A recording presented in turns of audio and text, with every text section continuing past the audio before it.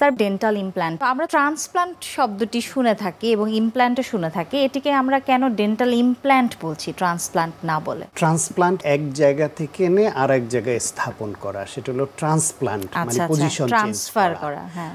আর implant হচ্ছে গিয়ে একটা জায়গায় ইমপ্লান্টেশন বা মানে গেঁথে দেওয়া, বিধে দেওয়ার মতো। তার মানে চোয়ালের হাড়ের মধ্যে যখন দাঁত স্থায়ীভাবে বাধাই করবার জন্য এবং একটা মেটালিক জিনিস দিয়ে এটাকে হাড়ের মধ্যে গেঁথে দেওয়া হয়, এটা হলো ডেন্টাল ইমপ্ল্যান্ট। ধরেন আমাদের যদি কোনো দাঁত ফেলে দিতে হয় বা অ্যাক্সিডেন্টালি পড়ে যায়, তখন ওই জায়গাটা খালি থাকলে তার কোনো ব্যবস্থাপনা ছিল না, তারপর আলগা দাঁত বাধাই করা, পার্শিয়াল ডেঞ্চার, মানে দাঁতটা বাধাই করা হতো, এটা মুখে ওইখানে পড়ে আবার ওইটা খুলে ক্লিন করতে হয়। তো এই যে খোলা এবং পড়া অস্বস্তিকর, এটা দিয়ে চিবিয়ে তেমন শক্ত জিনিস খাওয়া যায় না, আবার ওইটা মাড়ির উপরে চোয়ালের উপরে ভর করে থাকে বলে এইটার কারণে অনেক সময় মিউকোজা বা ওই যে ঝিল্লি আবরণী যেটা থাকে সেটার নানান রকমের সমস্যা হয়, ইনফেকশনের চান্স থাকে।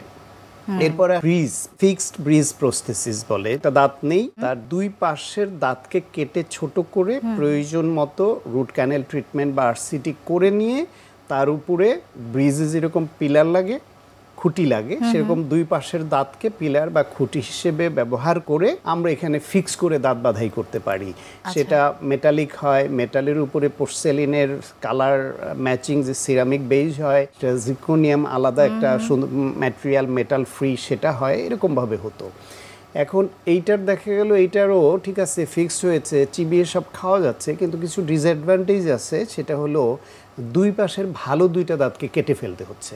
সেটা রুট ক্যানেল করলে আপনার ওইটা লাইফ থাকছে না, অ্যাটলিস্ট তার যে মজ্জা বা পাল্প সেটাকে এক্সট্রাপারেট করতে হচ্ছে, রুট ক্যানেল ট্রিটমেন্ট করতে হচ্ছে কখনো, অথবা ন্যাচারাল দাঁতটা ঢাকা পড়ে যাচ্ছে আর্টিফিশিয়াল কাভার দ্বারা, তাহলে এটা একটা ডিসঅ্যাডভান্টেজ।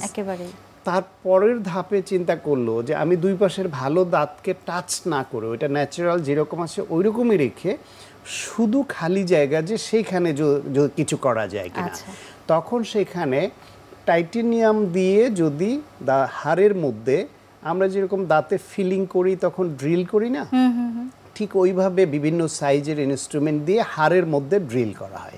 ড্রিল করে করে যেই সাইজ মতো হাড়ের ভেতরে টাইটেনিয়ামের যে ইমপ্লান্ট সেটা আমরা ইনসার্ট করে দিই, করে এটাকে স্টিচ করে ওইভাবে দিলে হিলিং হয় 2-3 মাস 4 মাস অবস্থা ভেদে বোনের কোয়ালিটি অনুসারে সেটা অসিও ইন্টিগ্রেশন বলে, মানে চারপাশের হাড় ওই যে টাইটেনিয়াম যেটা দিলাম সেটাকে ধরে ফেলে সুন্দর মতো, সেটা দাঁতের গোড়া হিসেবে কাজ করে।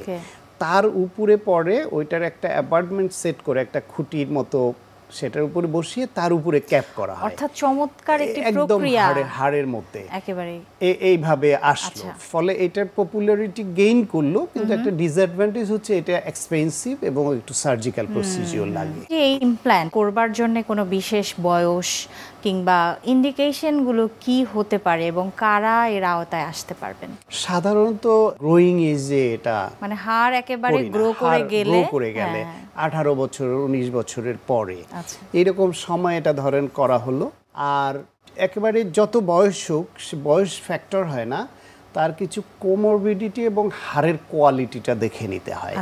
ধরেন তার যদি হাড়ের ক্ষয়রোগ অতিরিক্ত মাত্রায় থাকে, যে হাড় ক্ষয় হয়ে চোয়ালের সাইজ কমে যায় দ্রুত, সেরকম যদি হয় তাহলে সেই ক্ষেত্রে ইমপ্লান্ট সেট করলো তার সাকসেস রেট কম হয়। দুর্বল হাড়, কারণ যদি আনকন্ট্রোল ডায়াবেটিক রোগী, মানে তার ইনফেকশন মুখে যখন তখন হচ্ছে এরকম হয়, তার ক্ষেত্রে একটু ঝুঁকি থাকে। স্মোকারদের ক্ষেত্রে সাকসেস রেট একটু কম হয়, আমরা বলি স্মোকিং ছেড়ে দেওয়ার জন্য এবং ওরাল হাইজিনটা মেনটেন করার জন্য। হাড়ের কোয়ালিটি আগে নির্ধারণ করে নেওয়া হয়, যা তার পোরোসিটি কেমন আছে, হাড়ের কোয়ালিটি কেমন, অথবা এখানে দাঁত না থাকলে যেটা হয় ডিজিউজড অ্যাট্রফি হয়, কোথাও কোথাও তার অস্টিওক্লাস্টিক অ্যাক্টিভিটি বেড়ে যায়, মানে হাড়ের ক্ষয়টা বেড়ে যায়, মানে ইউজ না হলেও ওই জায়গায় হাড়ের ক্ষয়টা বাড়ে, তখন সেখানে চোয়ালের যে হাইট উইথ এটা কমে যায়। আবার নিচের চোয়ালে হলে তার নিচে যে অ্যালভিউলার ক্যানেল থাকে, সেখানে ইনফেরিয়র অ্যালভিউলার ক্যানেল যেটা দিয়ে নার্ভ এবং রক্তনালী আসে, সেটার উপরও নির্দিষ্ট লেংথের একটা জায়গা তো লাগবে, সেটা থাকে না, তখন আমরা প্রয়োজন হলে উপরে বোন গ্রাফটিং করে এটার হাইট বাড়িয়ে নিতে পারি।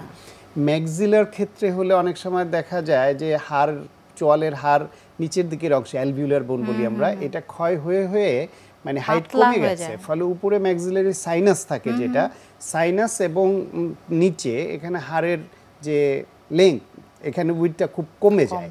তখন আমরা সাইনাস লিফটিং করে ওইখানে ভিতরে বোন গ্রাফটিং করে এটার আবার লেংথটা বাড়িয়ে নিতে পারি। ফলে আপনার আর দ্বিতীয় একটা অপারেশনের দরকার হয়, খরচ বেড়ে যায়। সেই জন্য দাঁত ফেলে দেওয়ার পর ইমিডিয়েট ইমপ্লান্টও করা যায়। যখন দাঁতটা আমরা রিমুভ করলাম তখনই ওই সকেটের মধ্যেই ইমপ্লান্টটা বসিয়ে দেওয়া যায়। যদি তখন না হয় তাহলে একটা সময় পর্যন্ত আমরা নেই, যখন হাড়টা ভরাট হয় তারপরে আবার বসানো যায়।